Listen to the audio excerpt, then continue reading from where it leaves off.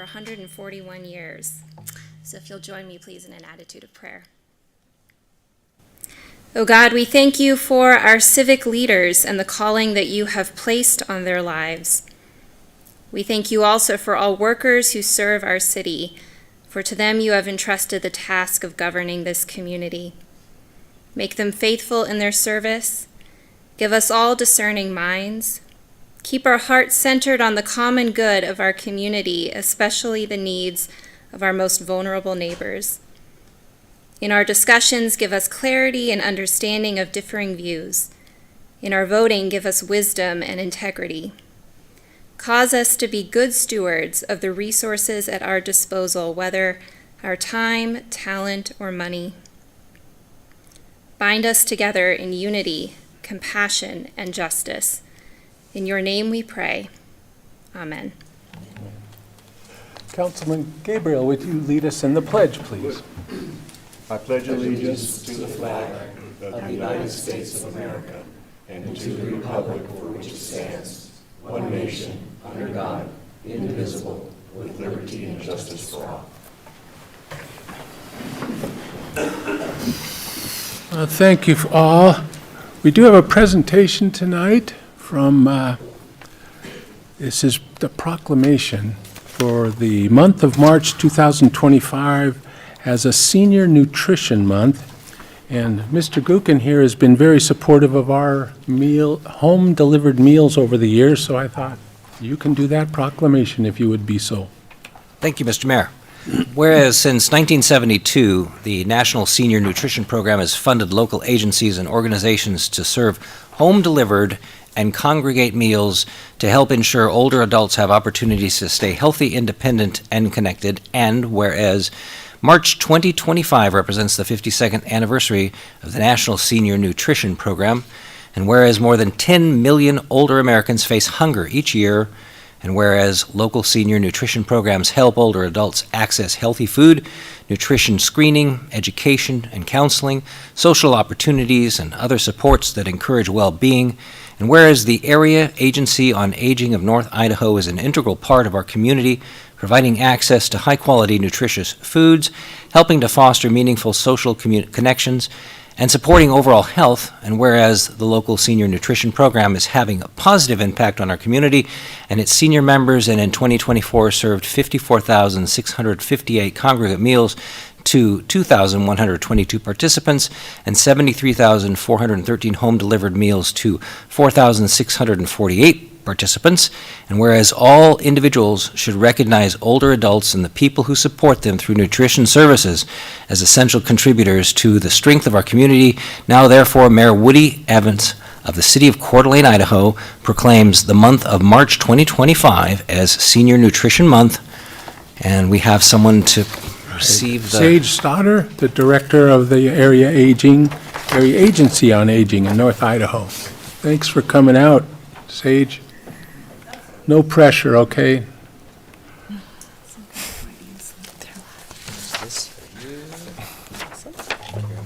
Thank you. Thank you and welcome. You're going to tell us how this works, right? Yes. Thank you. So Mayor McEvers, Council, and Community, my name is Sage Stoddard, and I am the Director of Area Agency on Aging of North Idaho, and we are a part of North Idaho College. So I am just going to do a very quick, like 5-minute presentation on Area Agency on Aging and part of our nutrition program. So the Area Agency on Aging of North Idaho, or I will say AAA, just to cut down a little time actually. We are part of a nationwide aging network created through the Older Americans Act with a focus to help people stay independent, contributing members of their community. Our mission is to work in partnership with older adults, families, and the community to provide information and services that maximize independence and quality of life for seniors. We serve the seniors of the 5 northern counties of North Idaho. So some of our basic programs are home-delivered meals, Congregate meals, we have a homemaker program which provides light housekeeping. Caregiver respite, which provides a break for caregivers. We have adult protection services for suspected abuse, neglect, and exploitation of vulnerable adults. And then we have long-term care ombudsman advocating for residents' rights and skilled nursing facilities. So this March, we are proud to celebrate the anniversary of the National Senior Nutrition Program. So the main services in this program are home-delivered meals and congregate meals. With our home-delivered meal program, we provide partial funding to the 13 senior centers of the 5 northern counties, and this provides 5 meals a week for qualified homebound seniors. With our congregate meals, these meals are prepared by and served at local senior centers. Those that are under 60 are charged, and those that are 60 and better are given the option to donate. So partially funded by AAA, this program helps people come together to enjoy nutritious meals, talk with friends, participate in health programs, and obtain information about other services. So we are going to spotlight Lake City Center. And in the next couple of slides, we're going to share some photos of these fabulous volunteers that are preparing meals, some grateful seniors that are receiving meals, and the actual nutritious meals that are being served. So Lake City Center focuses on food insecurity and social isolation of the community's most vulnerable adults. In fiscal year 2024, Lake City Center served 43,177 meals, home-delivered meals, to 343 participants, and 3,313 congregate meals. So in that same year, throughout North Idaho, AAA served or helped fund 73,413 home-delivered meals and 54,658 congregate meals in the 5 northern counties. So a couple quotes from recipients. We could not get by without the home-delivered meals. Another one is, if it were not for the meal program, I'd worry about my mother getting enough food when I don't have time to prepare her meals. I know she'll have something good to eat.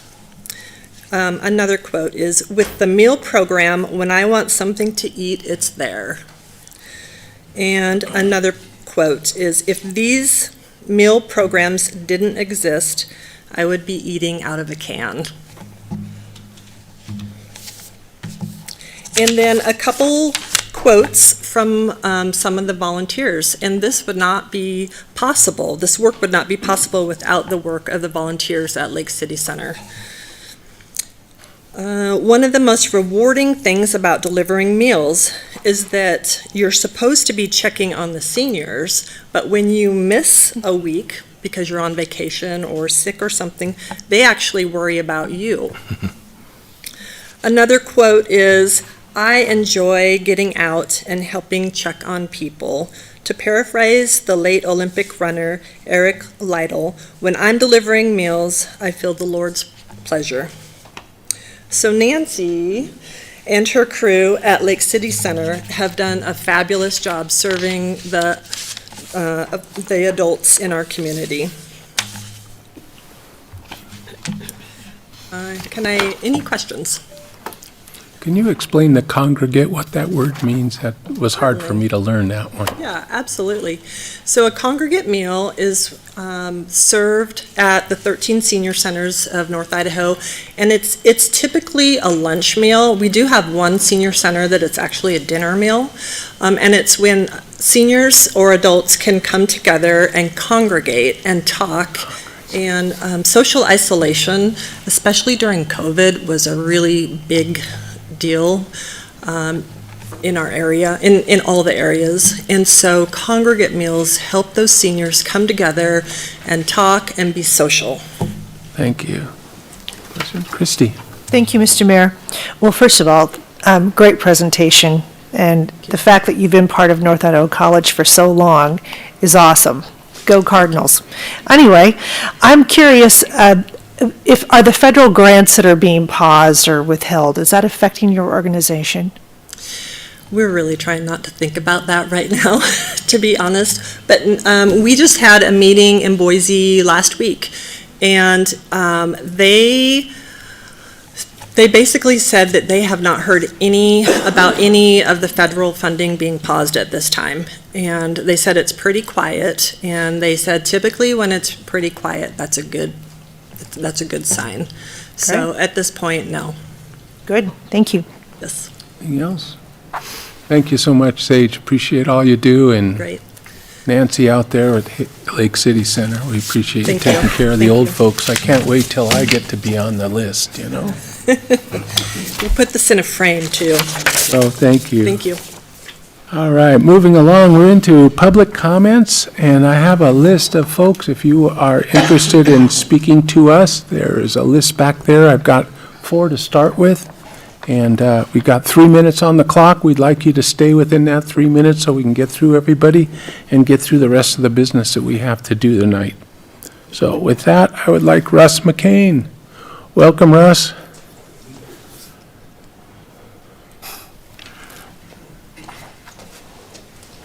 Hi, guys. Kind of cute. You know, I have my mom in a home. It's $12,000 a month. So what they do to keep people at home and independent is really terrific. They're a good bunch. But I came to talk about the conduct of your Chief White and his staff and your city staff and the bar and pool situation. I think they conducted themselves wonderful. There was a letter or an article in the newspaper, it was just fantastically written. I'm really proud of the job they've done. I think the lady was abused, and I think they did their best to right the wrong. And I just thought I needed to say that, okay? Good night. Thanks, Russ. Thank you. Next up, Gabe Eckert. Gabe, welcome. Honorable Mayor and Council, my name is Gabe Eckert, and I am a resident of the city of Coeur d'Alene. I live at 802 North 6th Street, and I am also the president of the Coeur d'Alene Firefighters, Local 710. Tonight, you will be hearing a resolution to move forward with a $16.4 million bond to replace our aging fleet of emergency response apparatus and to significantly upgrade our busiest and most outdated station. I'm here tonight asking you to please vote yes in support of this bond. When we ran the last bond in 2014, we as a department were running 7,835 calls for service per year. Last year, we ran 10,589. That's a difference of 2,754 more responses out of the same 3 engines in 1 ladder truck. We are quite literally running the wheels off of our rigs. Last year, due to frame issues, we were forced to retire our geriatric reserve ladder truck, leaving us with no backup. We also ran into some mechanical issues that kept our frontline ladder out of service for 65 days, leaving us unable to assist our citizens with any emergency above the 3rd floor of a building or that required any of its specialty equipment. Unfortunately, during this time, Ladder 1 was needed at the Wolf Lodge Steakhouse fire, and we were unable to assist our neighbors with the elevated, large caliber water streams that they desperately needed. Station 2 is the busiest house in the department.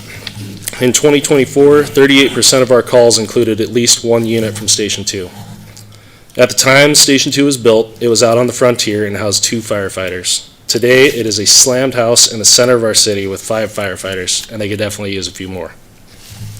Just recently, we had to mitigate icicle buildup in the attic, which led to a mold problem. It's time to upgrade that station and make it a response-ready facility that it should be. Local 710 lives with this fleet and these facilities every day. Because of this, we voted to run a not yes campaign. For legal reasons, it has to be a in favor of campaign to get this bond across the finish line. We're geared up, we're ready to go, and as soon as you guys vote yes, we press start. Council, the mission of the Coeur d'Alene Fire Department is to provide the highest quality service to the residents and valued guests of the City of Excellence. Please vote yes tonight so that we can hit the ground running to give the citizens exactly that, because they deserve nothing less. Thank you. Thanks, Gabe. Joshua Houston, come on down, Josh. Austin. Austin. I just learned his first name last week. Who's this you know? guy? Well, I thought Josh Houston was going to be here.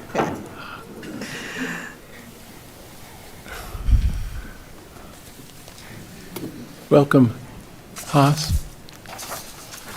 Thanks.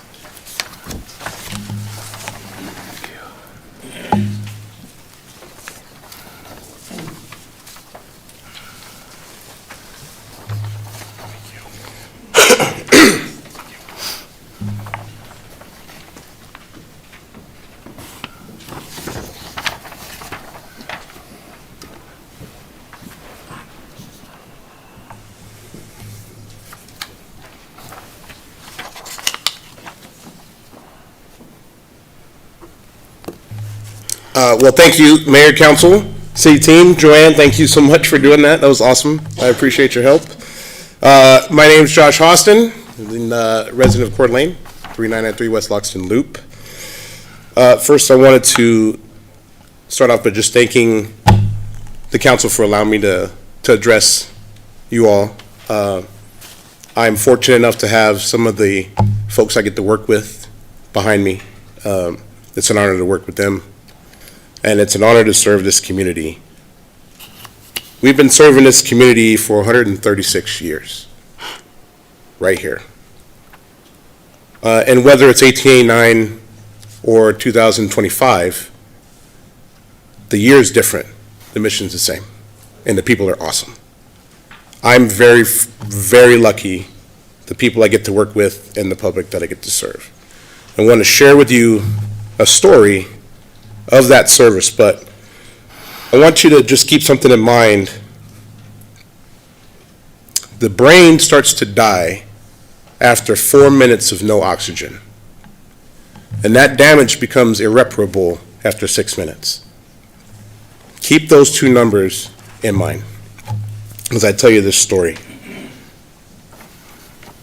In Coeur d'Alene, if you look at the sheet you see an article at the bottom that says, administer oxygen to month-old baby. Rushed to Coeur d'Alene late Saturday afternoon from the home of his parents on Micah Flats after difficulty was noticed in the child's breathing. James Dean Walker, 1-month-old son of Mr. and Mrs. James Walker. Today was being administered oxygen for a third successive day at the community hospital. The firemen set up their inhalator equipment to pump oxygen into the tiny baby's lungs from 4 o'clock Saturday until 8 o'clock this morning, which was Monday. An oxygen therapy using a large oxygen tank was set up this morning. The tot now doing quite well after his respiratory difficulty under the care of Dr. O.M. Husted, February 20th, 1939. The only thing different is the date. And I am fortunate to work with the people I work with for this community. It's a pleasure to serve this place, but we need your help. There's a vote coming up this afternoon or this evening. We want to do our job, but we need your help so that we can continue to do it today and into the future. So I urge you to support the bond so that we can do it and get back to service. Thank you. Thanks, Haas. Suzanne Knudsen, come on down.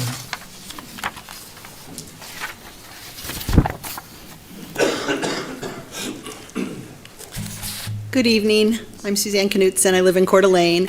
And Developmental Disabilities Awareness Month is observed in March every year.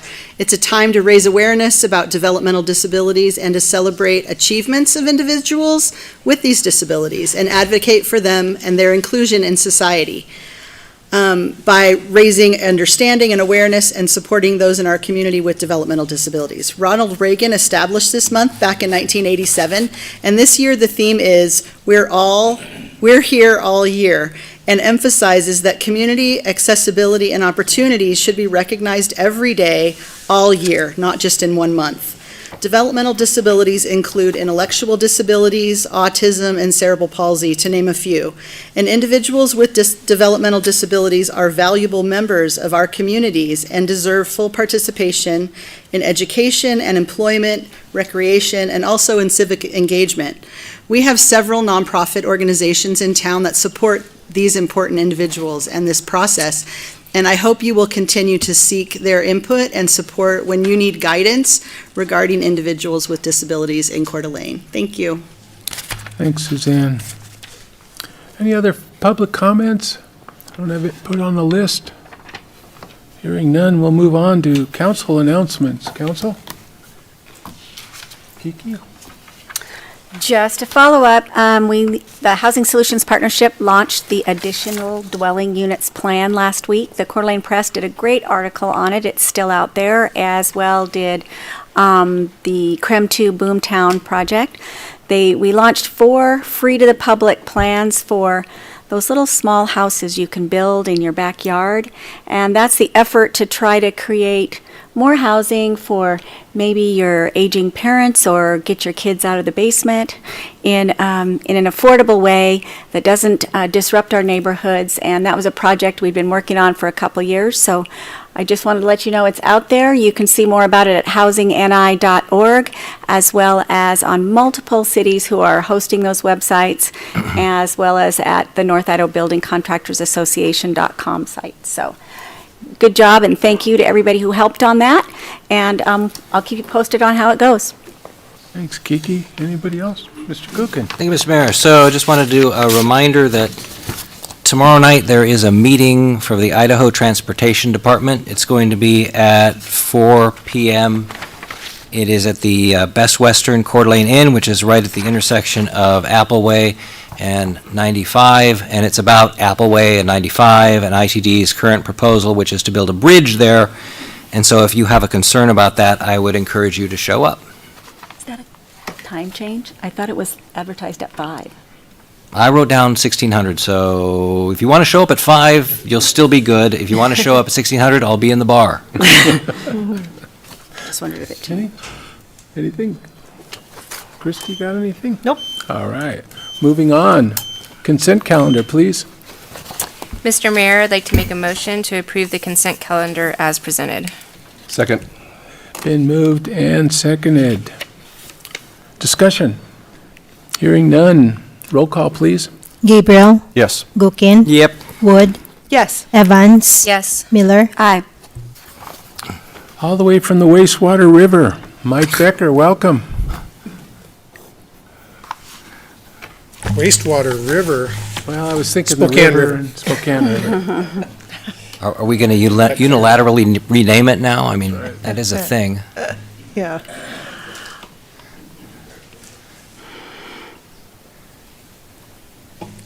Well, good evening, Mr. Mayor and council members, and thank you for the opportunity to present my staff report, which is for informational purposes this evening.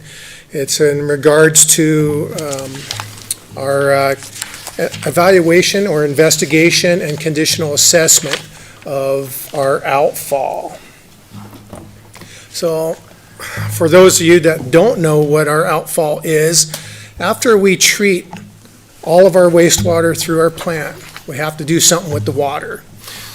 Once it's all fully clean and treated, we are permitted to discharge into the Spokane River. Shown here in this red line, where's the mouse? Need to update This the red screen. line right through here. Oh. Can we get that? Okay. We'll try this again. So shown here in this red line right here, this is our treatment plant, is our present outfall.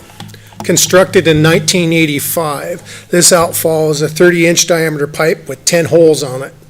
Those 10 holes have a riser with a diffuser boot.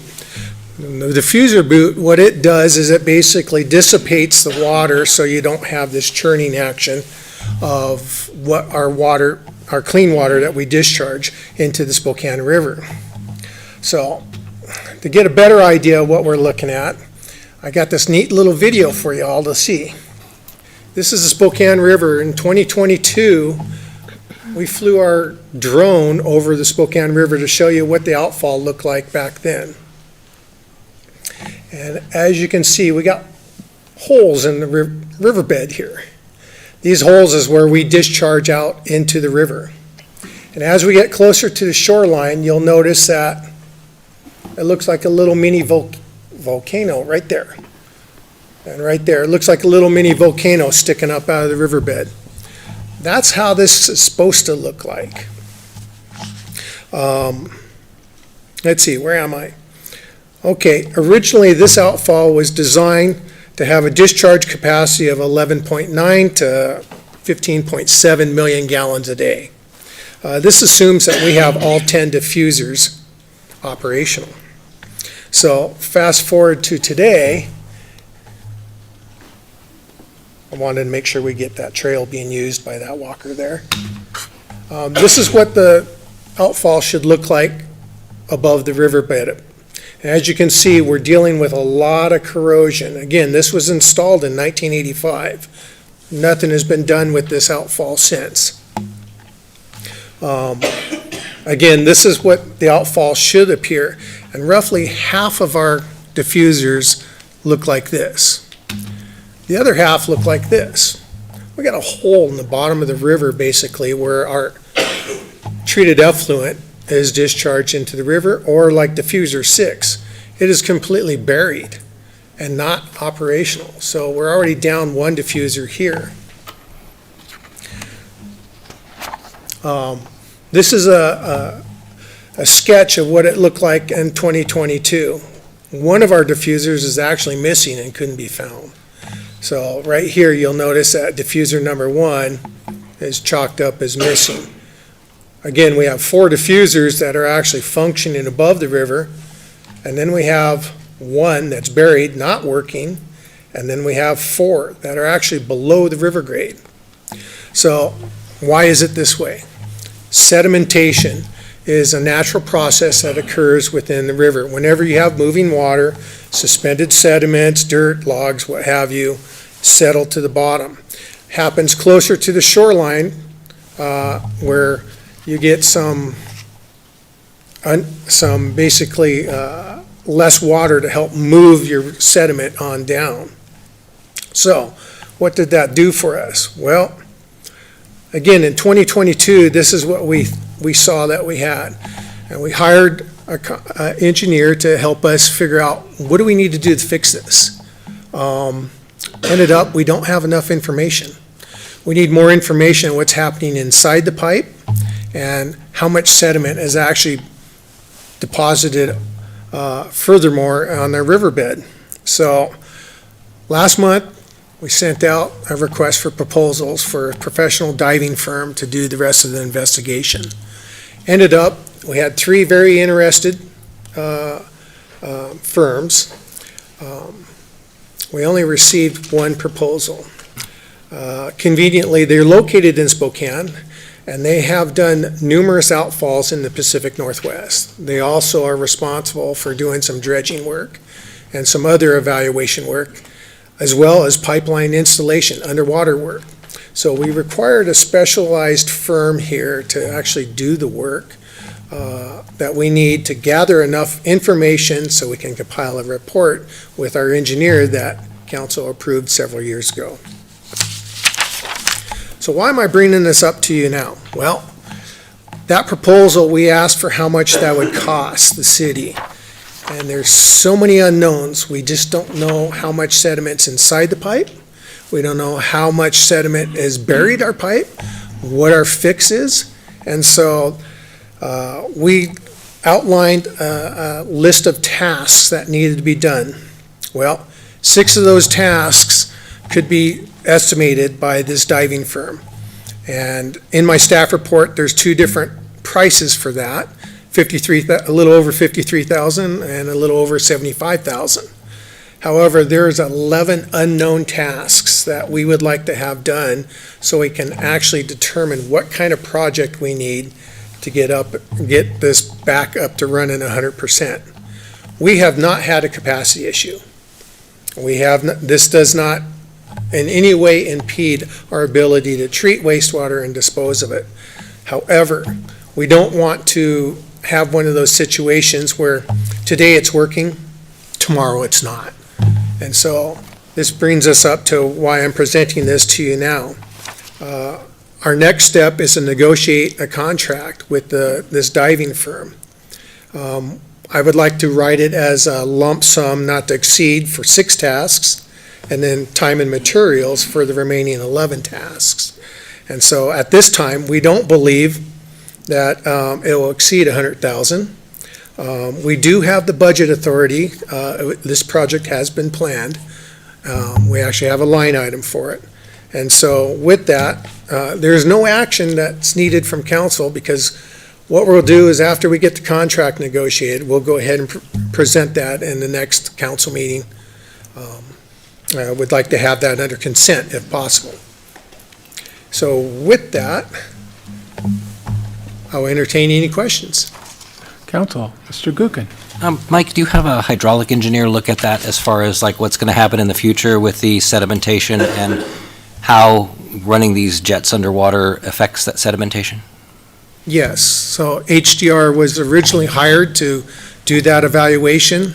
Again, not enough information is available on that, and so that's why we are at this stage of getting a diving firm to do the rest of the investigative work underwater for them. Well, what I was driving at was if you have water moving, so you have flow of water and that affects things going on around it, but also could this firm, if they're going to examine that, look at a schedule for the future so that there would be a routine maintenance performed on this or something else that can be done so that we're not facing this situation in the future? Yes, typically, the water that moves through there, Spokane River has hydraulically 2 functions. It functions in the late winter and spring, a high runoff, so the flow velocity is really fast. Mm-hmm. If you ever try to park a boat on any of those docks on the Spokane River, you're good. But during the slack water period, when the dam closes, the water velocity slows down, and so that's where we find this sediment buildup. And so what we try to do is figure out the timing of how long we can go without doing something, what needs to be done. We have to be careful because there's this big gray area of what we can and cannot do in the Spokane River. And we want to make sure that we're in compliance with that, and that would require us to actually, the engineer combined with this diving firm, to actually discuss things with the Army Corps on what we can do in the river. You can't just turn up the pressure and blow them all out? If it was that easy, great. Our pumps, yes, we can, but if there's sediment already inside the pipe, it'll just push it down to the very end instead of popping it up. Okay, so you've thought of these things, that's good. No, we've thought of all sorts of things. How we thought we could get by without having to do a project back in 2022. Okay. Questions, Kenny? Mayor, thank you. Well, you look great tonight, Mike. Good job, buddy. Thank you. I got to step it up because my boss keeps wearing these ties and suits and suspenders. You kind of answered my question. A lot of it was about permitting. And do you have to permit to do any of that, or is it hard to, is it an IDL thing if you have to do, I know we're ahead of ourselves here, but if we have to do any type of repair work, is that going to be a problem, or just wait and see? So right now, the way things stands, this isn't an investigation process. There's no permitting required on this. If it's a maintenance project, we don't have to do any kind of permitting with IDEQ, the Division of Environmental Quality. However, if we start dredging a whole lot, we're allowed to dredge certain portions of the river, but not very much. And we certainly can't dredge it out of the river. It's considered a hazardous material at that time. If we do that, then we get the Army Corps and everyone involved. So we're trying to figure out what we can do and cannot do at this stage through this investigative process. Perfect, thank you. Any other questions? I have to ask questions. 40 years we got out of this. that seems like an antique now, right? Has the systems changed, or is it just the norm? That's just the way they do it if you're on a river. Does Post Falls do it that way? Does Spokane do it? I heard several questions there. Sorry. Mary Woody. Yes, the original outfall, which is, let's see if I can get there. This is our second outfall. And so if this green line at the bottom, if this green line down here at the bottom of this picture were to extend straight in the river, that was installed in 1906, before the treatment plant was even built in 1939. So we used to, the village of Coeur d'Alene at that time, used to discharge untreated wastewater into the river. Fast forward to 1939, the city built this treatment plant. 1985, that was an old pipe. The city went ahead and built this new outfall. Your second question is, does Post Falls do this? Does Spokane? All dischargers to the Spokane River discharge in a similar fashion. Basically, you want to take your flow and you want to slow it down so it has a uniform distribution with the river itself. And so we don't have geysers being shot out of the river.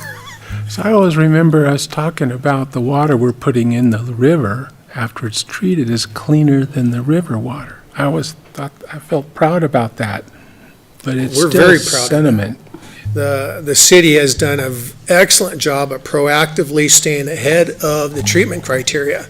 I actually got into a conversation, how clean is our wastewater?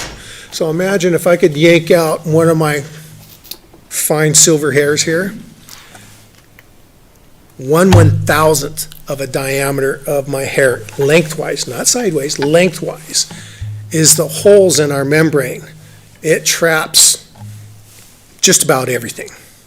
It traps all bacteria, just, phosphorus, all the nutrients. So we're very proud of the fact that this city has done a great job of staying ahead of the game, getting our wastewater as clean as possible, even before we're required to do so. We get to thank our predecessors for that. Yeah, it's got a great long history. Well, it sounds like an adventure you guys are on, trying to Thank figure you. this out. I bet somebody's going to come up with something newer and cooler and maybe further out into the river, Well, we'll see what this evaluation produces in the report. And then, again, what will happen is our next step is you'll have a contract that's presented through the consent calendar at the, hopefully, next council meeting. I'll call them up tomorrow and we'll start negotiating. Thanks, Mike. Appreciate your. Thank you. I always love stuff about the sewer treatment plant. I just can't help it. All right, Council Bill 251005. Fire Chief Tom Grief. Welcome, Tom. Welcome back, I should say. Yeah, it seems like I've been up here a lot lately. See, That's what's fun about it. Come on. it is. My boss keeps reminding me that this is a fun part of my job, so I'm embracing it. Good evening, Honorable Mayor, members of the City Council. Once again, thank you for the opportunity. It's been a lot over the last few months, and we're before you this evening, and I appreciate your consideration on this important decision that's going to be made. I'd like to thank Josh and Gabe for coming up in public comment and supporting. I think Gabe got his hands on our presentation because he stole some of our thunder, but that's okay. Before I jump into the actual details, I want to, with me tonight is Captain Jeff Fletcher. He's a captain of Green Shift that lives at Station 2 with his crew. And so he's going to talk a little bit as well about Station 2 itself and the current needs, conditions and needs moving in the future. I also have our logistics chief, Lucas Pichette here, and Deputy Chief Sells as well. So you have the two items before you tonight. You have a staff report that I authored, as well as the proposed ordinance that includes the possible ballot language if we choose to move forward this evening.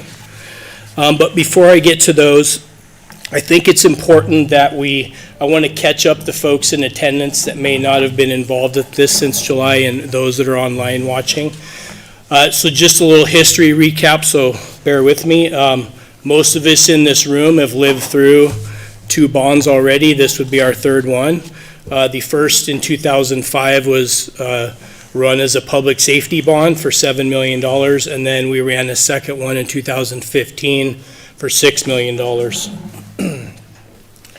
So I came before you last July and asked for your support and approval to seek out a municipal advisory firm to help us with this GO bond coming before us. You provided support. We moved forward. We did an RFQ with the help of city administration in August. We received 2 proposals, and then we assembled a RFQ evaluation committee that scored the proposals, and ultimately we selected Zion's Public Finance and Portman Square, who you've seen a couple of times already before you. So in December, the legal teams came together and we had a contract of services completed.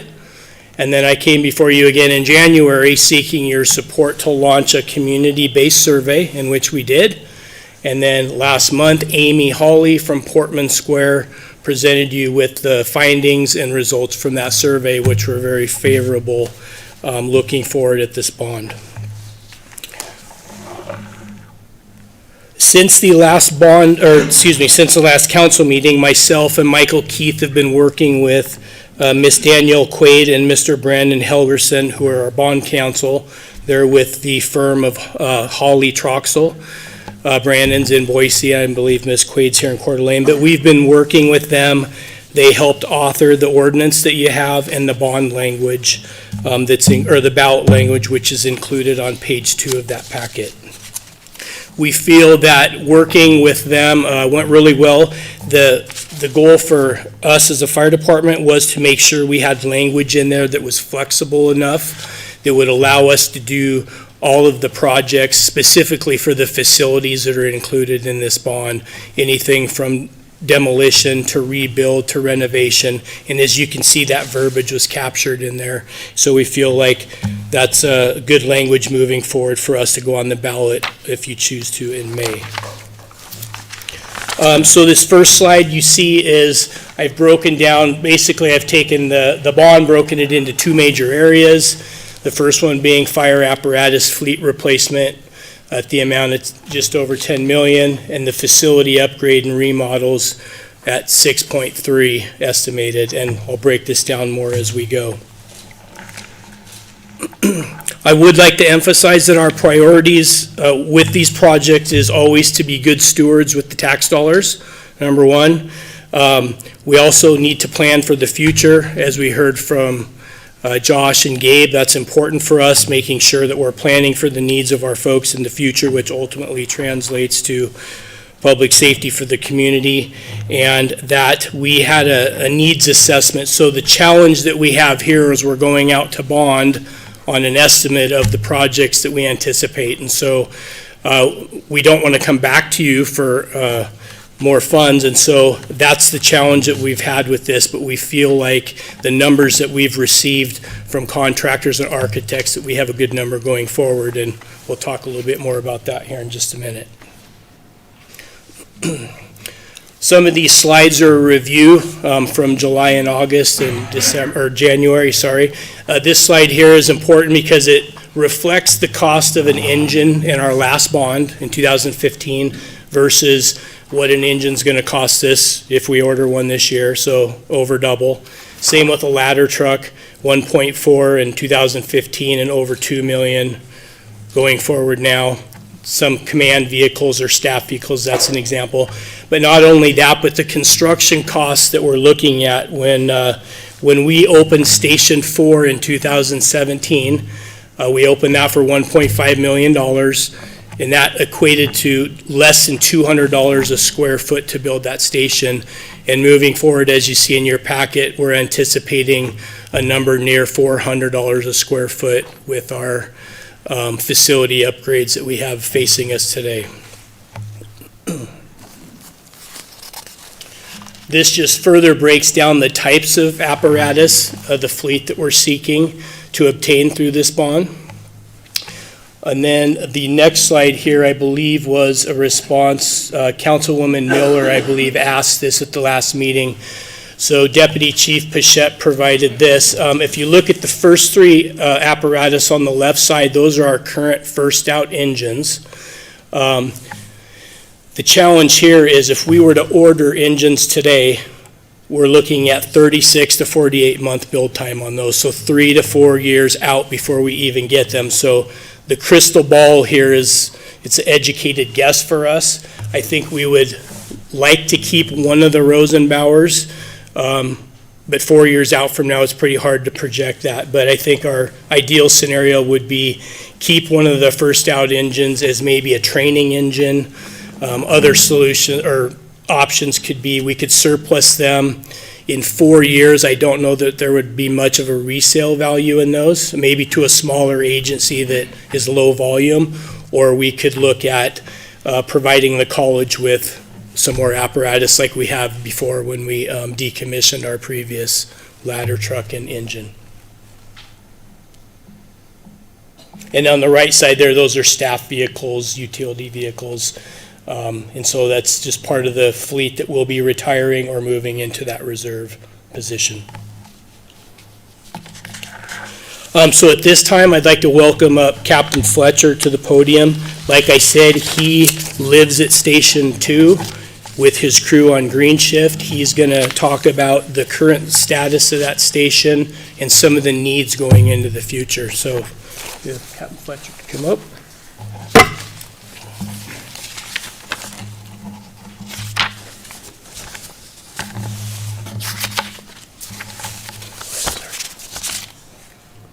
Thanks, Chief. Thanks, Mayor and Council, Administration. I thought that the Chief was going to ask me up here because I have so much expertise in bonds, but I'm the sympathy vote. I'm the oldest guy on green shift, and I'm the oldest guy at Station 2. That's fine. I have been at Station 2 for probably 18 and a half of my 22 years of service to the fire department, so I've seen it from when it was the built as the two-man house to now to where we are today. So,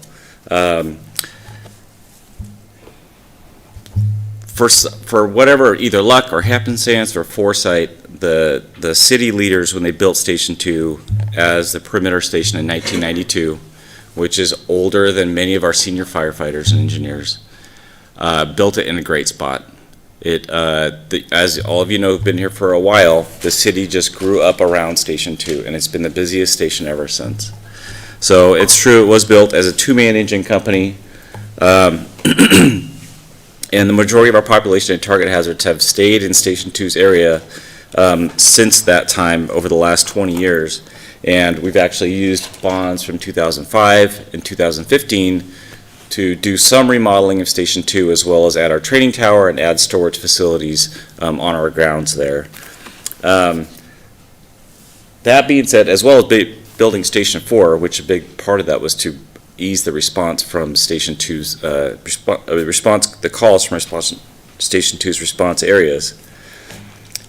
That being said, in the last 10 years, with the addition of Station 4, Station 2's call volume has still increased over 16%. And I think Gabe said earlier, on 30% of 911 calls that go out in the city of Coeur d'Alene, Station 2 is supplying at least one apparatus to those calls. So it's still, I don't want to call it the moneymaker, but it still is the workhorse of the Coeur d'Alene Fire Department, and will continue to be into the near future. There we go. So our needs have changed, obviously. Even though we house five folks there, we're looking to possibly house 6 to 8 in the future. Because of its central location, it's pivotal to now move our battalion chief out to Station 2, since that's where all the call volume is. That's the central station for what happens in the city. And as it is now, we really don't have the ability to house that many people. Not even considering that we need gender-specific dormitories, restrooms. Right now, our office space, we have 3 firefighters working out of one small office. The captain works out of his dorm room, and the engineer works out of the day room. So really, realistically, the day work that needs to be done at Station 2 to write reports, do staff evaluations, planning and so forth, really is not adequate the way Station 2 stands as it is. Added to that, Station 2 is generally our rescue dog, our canine station. We run our new hire academies out of that station, and much of our cadet activities are run out of that station as well. Since it was built in 1992, and even since our last bonds, there's been new standards that come out with decontamination, void spaces between apparatus bays and living quarters that this station really is unable to provide as it is now. As well as bays were built for smaller trucks back then. Our trucks barely fit. You can barely walk around the trucks. There's no room for other apparatus or staff vehicles in our bays. They really don't function efficiently and effectively for what their needs are now. Take the next one. Let me go to the next slide. So really quickly, so this is actually a picture of the addition of our dorms now, and I would not be remiss to say that we have been good stewards of this money. It's our classroom on the bottom and our dorms on top, and right now this is the result of our 2005 GEO bond to house the people we have there now. Did you want to talk about the contingency? Why there's a contingency for it? Well, yeah, go ahead. So, like the chief said, with Station 2's costs, we consulted with other agencies and builders since we don't have the plan, since we don't have the bond, and we felt comfortable that having a 15% contingency with a $400 a square foot cost would encompass what our needs were going to be, and it's going to recuse us from having to come back and ask for more money because we didn't plan appropriately, which is the last thing we want to do. And finally, the other costs associated with stations are, for Station 3, is to house our specialized rescue unit and our rescue unit and apparatus in that station. And with Station 1, the remodel would be to improve the personal protective equipment storage and the decontamination spaces for that station that are also basically non-existent. And the one piece that's not on here is there is also a specialty training prop that would be added to our campus to replace our current outdated and weathered roof prop, which would allow us to provide specialty training on all different types of roofs as in other specialty situations. So that would cover what our needs are for the facilities at this time. Turn back over to you. Yeah, thank you, Jeff. So with that, so Captain Fletcher, if you approve us to move forward, is going to serve as our lead for the outreach community education portion of, so as a city and the fire department, we're allowed to educate. We can't advocate, where the union can go and they can advocate and do a yes campaign. We're the city, we have to stay within our lane and educate only. And so Jeff has agreed to take on that lead position, and then the admin staff will support him with community engagements and all the efforts that will go into analytics and information on apparatus out of service times and things of that nature. And so back to that is our bond counsel. She's the one that's going to help guide us to keep us both in our lanes. So when we go out and do community engagements, we'll have the union doing theirs and the fire department doing ours, and it's advocate versus educate, so that we're not going to blur the lines in this effort going forward. With that, so I wanted to touch briefly in December, and this is important for the folks watching online, because I know that this is probably one of the priorities, is how is this going to impact our property taxes? In the ordinance, in the ballot language, you saw the amount, I believe it's $16.07 per 100,000. Earlier, when we provided you estimates in December, we ran it at $17, so we were pretty close. But for the people watching, I just want to talk a little bit about, again, a house in the city that's valued at approximately $550,000 minus the homeowner's exemption of $125,000, so you'll have a taxable value of right around $425,000, is currently paying about $31 annually, or $2.60 a month on the 2015 bond. That will sunset in August, I believe. So moving forward with this bond, if we choose to go with the 16.4, the same valued house, $425,000, the projection will be $69 annually, or $5.75 a month. So we're looking at just about double. And why that's relative is when we go back to these slides where we see the cost of apparatus in building, it's relative. The costs are doubled, apparatus is doubled, construction, and so we feel that that's just important to point out to the citizens, because we want to be sensitive, and we know that the tolerance to property taxes is a sensitive topic. So we just wanted to review that before we got to the conclusion here of our staff report. So with that, just to close, my recommendation to City Council is to approve the proposed ordinance and Fire Department General Obligation Bond for May 20th of 2025. In doing so, we'll allow the voters to invest in their fire department, which in turn invests in the public safety of the community. A well-equipped fire department is essential in safeguarding the lives and property within our community. And at this time, I thank you for the opportunity to come up here this evening, and we can answer any questions that you may have. Thanks, Chief. Question, Kenny? Yeah, a couple things if I could, please. First of all, thanks for everybody being here, the firefighter staff. I know this has been a culmination of a lot of work for you, and it's just great to see the support. And for us to look out and see it, it means a lot to us. Jeff, you were up there because you are an expert at this. If you don't know, Jeff got his MBA from the University of Idaho, sponsored by the city, and his MBA actually gave me the roadmap for 2015. So Jeff is well-versed at this, and I'm sure that Chief Greif is thrilled to have you, continue with that knowledge that you have. A little something about Station 2, if I could, real quick.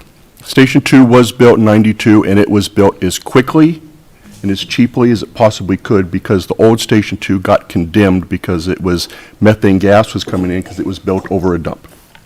So when it was built, speed was, that's what they were looking for.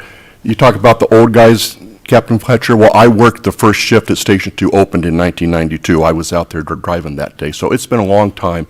And when we did the remodel, we didn't have space to make it much bigger, and we really didn't have the money, even with the bond, to make it much bigger. And the one thing that we could have done better, that I hope we're doing now, and I think we are, is build for the future out there. Don't build to where we just barely fit. And something that Troy has always beat into our head is these buildings are long-term assets of the cities. Mm-hmm.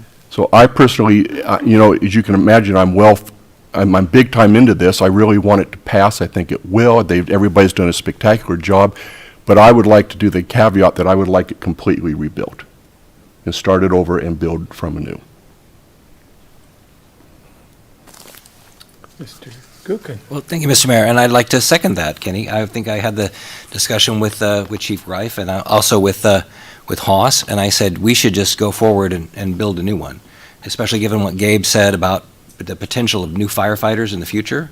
We got to plan ahead. I don't want to be coming back to the public and saying, oh yeah, we shorted you on this. We got to do it right. So I agree with you. Let's do it right. Christie. Thank you, Mr. Mayor. Great presentation. If I could ask Captain Fletcher a couple of questions. Chief. Thanks, Chief. Chief, you probably know the answers too, but he lives there. He does, yes. I lived there when it was just 2 people. Yeah, okay. Now 6. Well, maybe you could kind of give us a real-world scenario of how are you utilizing the space you have now? If you have to have 5 to 6 people there, I assume there's just one bathroom. I saw the tiny kitchen. Maybe give us an example. We utilize every single square inch of that station. I think that when you grow up there and that's where you live, that's kind of all you know, and so we've made it work. But I guess there are sacrifices that you make in accommodations, and, not having, like, I don't have an office, which, and the firefighters don't have they don't necessarily need office, but there's 3 or 4 guys in a small, tiny office doing reports and things like that, and I always tell guys, it makes your crew very, very, you have to be very, very comfortable with each other, because there's nowhere to hide, which is not a bad thing. I'm not complaining about that part of it, but yeah, I think it's hard for me to say, because it's like when you're there every day, you don't see the changes or the needs as much, but I know that the addition of the new dorms and that classroom and that other bathroom has helped quite a bit. But like the chief said, is we can barely get in and out of our bay. We can, it's just really doesn't function well for us going into the future.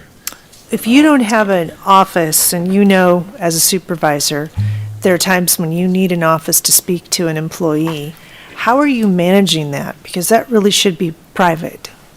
We do it in my dorm room. That's not cool. And then my other question is for the chief, if I may, Mr. Mayor. Yes, ma'am. Chief, some of the apparatus replacements, I think I get it, because we're looking at 10 years from now. None of these vehicles are going to make it 10 years from now, not even the command vehicles. But some of them do have mileage that's not that horrible. Are you going to make those available to other city departments? What do you plan to do with those? No, absolutely.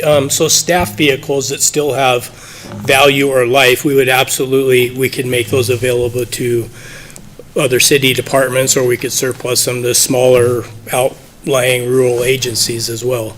The problem when you get, like, if you look at the rescue down there on the bottom of the right-hand column, the miles are low, but it's a 2006, so repairing it, getting parts, becomes a challenge when it's that old, even though the miles, because that sat for a lot of years. We're cross-staffing it now, but it sat for a lot of years because it was a USAR truck waiting for, we were waiting to get deployed within the state of Idaho, and so it sat for a lot of years, but now it's got low miles, but we need to replace it because we're cross-staffing our rescue now, and we're getting more responses. Thank you very much. Yeah. Any questions, comments? Kiki? Just maybe a follow-up.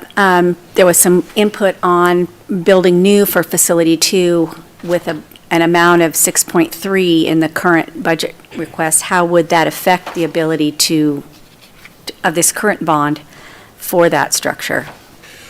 So that'll be, the challenge will be, we feel like we went to the high water mark early. And what we did was we based it on, because it's an estimate, what our needs would be. So right now the station's 5,600 square feet-ish. We're modeling after something that's closer to like 9,500. And so and we're looking at a couple new fire stations that were just built around us. One's at 9,500, one's at 14,000. I don't think we need the 14,000, but the 9,500 would give us room to grow the apparatus floor, accommodate the extra folks. And, the day of sharing a bedroom, I think have come and gone for gender and just privacy. You spend a third of your life with each other in a small house. I mean, you can imagine, I have 5 in my house right now, and it bothers me. So you want more space, you want your private space, and when you're there for 48 hours, you want your own bedroom. And so we have some ideas where we can improve the design, but the flexibility to allow us to look at different designs, and we feel like we did set a high water mark for it, but again, I can't control bids, what they come in. We don't know what tariffs are going to do.